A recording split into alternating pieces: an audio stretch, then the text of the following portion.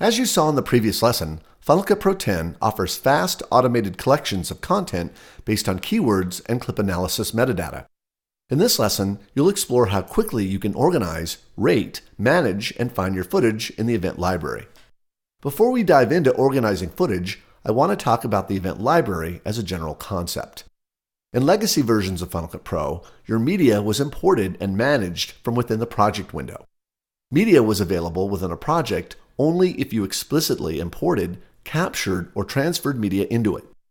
In Final Cut Pro's new event library scheme, all the media you've ever imported is available all the time. The event library is therefore like a giant personal media catalog that's always accessible. That's why it's called a library. The only time you wouldn't see your footage is if one or more of your drives containing an event library is offline. The thinking behind events is that imported media always has a creation date associated with it and should be grouped accordingly. For example, if you imported video from your scuba trip to the Florida Keys, this material would be much easier to locate if it was grouped by the year it was recorded and placed into an event named Vacations. However you might think of events, at the end of the day, they are simply an organizational tool, much like a folder on your Mac desktop.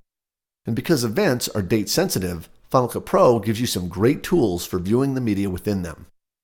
You can view clips within each event as a film strip or a list view. The buttons to switch from one view to the other appear to the left of the gear menu. In Film Strip view, your clips are represented by multi-frame horizontal strips. You can adjust the size of these film strips by dragging on the duration slider. With the duration slider all the way to the right, the clip is represented by a single image thumbnail.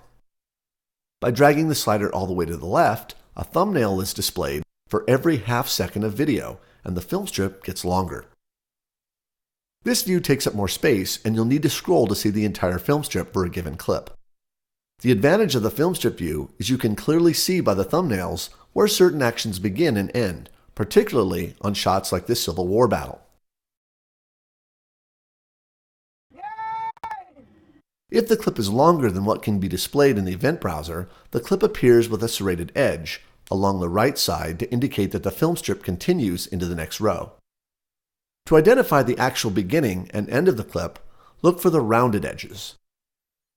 I find that a good position to set the duration slider to is 10 seconds because it can see most of the film strip and there are still enough thumbnails to see what's happening in the movie. There's also a clip appearance switch that gives you control over the clip height and a toggle for showing or hiding audio waveforms. If you're coming from iMovie, this is the view you're familiar with. If, however, your point of reference is Final Cut Pro, you'll most likely prefer working in List View, which is functionally similar to the browser window in legacy versions of the app. In this view, clip metadata is presented in a column layout, much like a spreadsheet. Metadata is information that describes each clip, such as the codec, duration, frame size, and so on.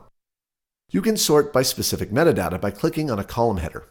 For example, if you wanted to view all your clips by duration in ascending order, click the duration header.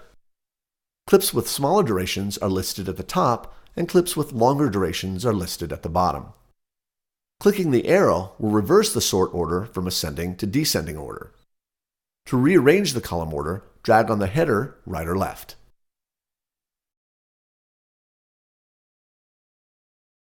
To add or remove column metadata, right-click on a column header to reveal a menu of options.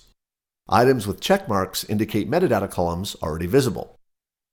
Selecting a checkmarked item will hide it from view, and selecting an unchecked item will display it.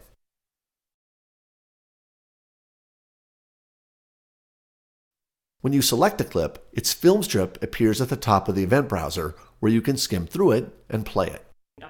To view the keywords applied to a clip, click the triangle next to the clip's name.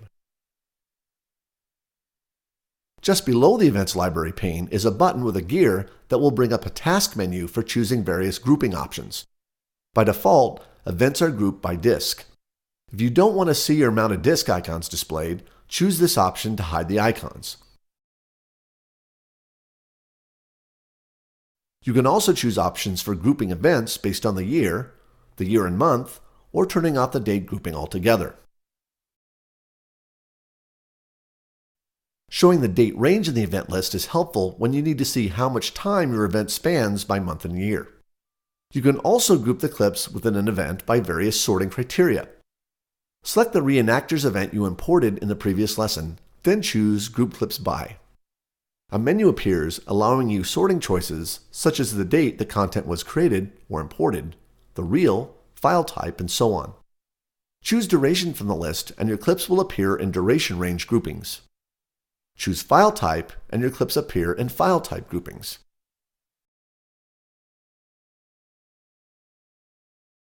I think you get the picture.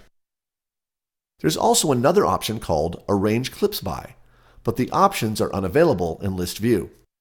Click the Film Strip View button, then choose Arrange Clips By, and you'll be able to arrange your video thumbnails by the options listed. Choose Content Created, for example, and your thumbnails will be arranged according to the date they were initially imported. Also notice that the clip groupings by file type is still the primary grouping criteria. Take a few moments to experiment with various combinations of event groupings and clip arrangements. When you're finished, set the clip grouping back to None and return the event browser back to List View.